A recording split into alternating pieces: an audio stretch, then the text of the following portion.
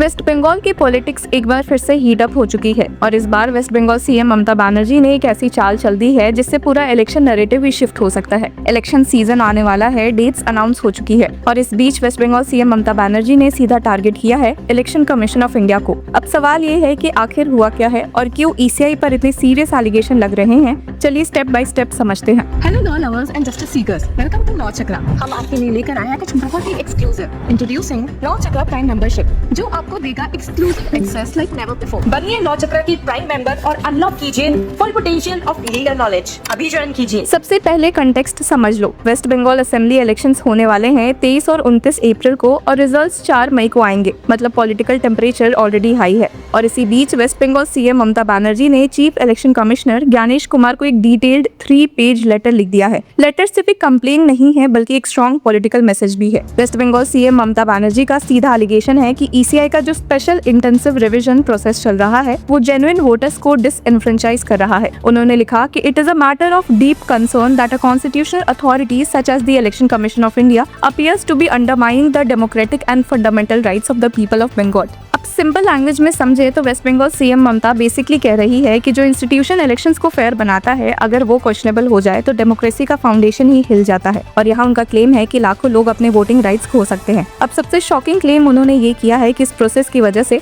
200 से ज्यादा लोगों की जान जा चुकी है। लिखा कि tragically over 200 people have reportedly lost their lives in this process. अब ये एक बहुत सीरियस एलिगेशन है क्योंकि अगर एडमिनिस्ट्रेटिव प्रोसेस लोगों की लाइफ पर इम्पैक्ट कर रहा है तो वो सिर्फ लीगल नहीं ह्यूमैनिटेरियन इशू भी बन जाता है। और अब आते हैं सबसे कंट्रोवर्शियल पार्ट पर। Waste Bengal CM Mamata Banerjee ने डायरेक्ट बीजेपी पर भी आरोप लगाया है। कहा कि BJP agents have been caught red handed flooding the office of the chief electoral officer West Bengal with thousands of fraudulent form 6 applications. अब सिंपल लैंग्वेज में उनका कहना है कि फेक एप्लीकेशंस डालकर इलेक्टोरल रोल्स मैनिपुलेट किए जा रहे हैं और उन्होंने इसको एक स्ट्रॉन्ग फ्रेज दिया है, this is an attempt at voter hijacking. अभी फॉर्म 6 क्या होता है? ये बेसिकली एक एप्लीकेशन होता है जिससे कोई नया वोटर इलेक्टोरल रोल में ऐड होता है। तो अगर कोई मास लेवल पर फेक या नॉन रेसिडेंट लोगों के फॉर्म्स डालते हैं तो थियोरेटिकली वो वोटिंग पैटर्न को इन्फ्लुएंस कर सकता है। अब waste Bengal CM Mamata Banerjee ने ये भी क्लेम किया कि ये कोई आइसोलेटेड इंसिडेंट नहीं है। उन्होंने लिखा the same dirty games BJP successfully played in Maharashtra and Delhi. यहाँ वो एक पैटर्न एस्टैब्लिश करने की कोशिश कर रही है कि अलिजेडली बीजेपी इलेक्शन से पहले वोटर लिस्ट मैनिपुलेट करती है। अब दूसरा इंपॉर्टेंट पॉइंट जो उन्होंने रेज किया वो है timing. Waste Bengal CM Mamata Banerjee के अकॉर्डिंग जब ऑलरेडी 60 लाख केसेस एडजुडिकेशन में पेंडिंग है तो अचानक से 30,000 नए एप्लीकेशंस एंटरटेन करना सस्पिशियस है। उन्होंने लिखा कि while over 60 lakh genuine voters remain under adjudication,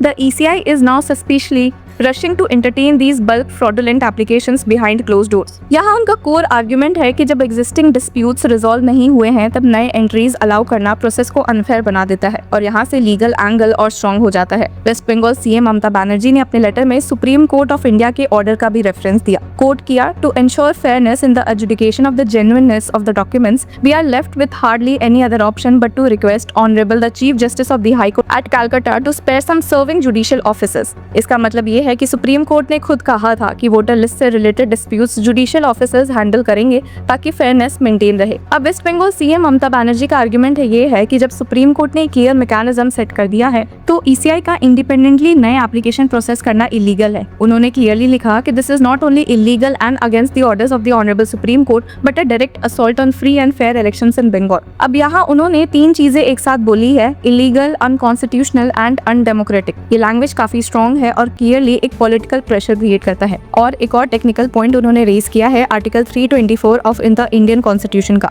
कहा कि ईसीआई अपने पावर्स का मिसयूज नहीं कर सकता जब ऑलरेडी स्टैट्यूटरी रूल्स एग्जिस्ट करते हैं। लिखा कि under article 324 of the constitution of India the Election Commission of India can not make any provision which is contrary to the registration of electors rules 1960। Simple language में समझे तो वो कह रही है कि ईसीआई के पास पावर है इलेक्शंस कंडक्ट करने का लेकिन वो लॉ के ऊपर नहीं है। अगर रूल्स ऑलरेडी डिफाइंड है तो उन्हें बाईपास नहीं किया जा सकता। अब यहाँ एक और ट्विस्ट आता है। West Bengal CM Mamata Banerjee ने एक स्पेसिफिक मेमो का भी मेंशन किया जो 27 मार्च 2026 को इशू हुआ था। उनका कहना है कि इस मेमो के थ्रू लास्ट मिनट तक फॉर्म 6 और फॉर्म 8 एप्लीकेशन अलाउ किए जा रहे हैं जो कि अनफेयर है। लिखा कि the issuance of the memo allowing addition through form 6 till the last day of nomination is absolutely illegal and unfair. इसका मतलब ये है कि इलेक्शन के बिल्कुल पहले तक वोटर लिस्ट चेंज हो सकती है, जो किसी भी डेमोक्रेसी में कंट्रोवर्शियल होता है। और एंड में waste Bengal CM Mamata Banerjee ने एक स्ट्रॉन्ग पॉलिटिकल मैसेज दिया है। उन्होंने लिखा कि Bengal will not allow its democracy to be stolen in broad daylight, the people of Bengal are watching. अब ये सिर्फ एक स्टेटमेंट नहीं है, ये एक वार्निंग दी है और एक मोबिलाइजेशन कॉल भी। मतलब उनका कहना है कि अगर कोई भी इरेगुलरिटी हुई है तो पब्लिक रिएक्शन स्ट्रॉन्ग होगा। अब अगर ओवरऑल देखें तो waste Bengal CM Mamata Banerjee का पूरा आर्ग्यूमेंट 3 पिलर्स पर बेस्ड है। पहला, जेन्युइन वोटर्स को डिसएनफ्रेंचाइज किया जा रहा है। दूसरा, फेक वोटर्स को इंक्लूड करने की कोशिश हो रही है।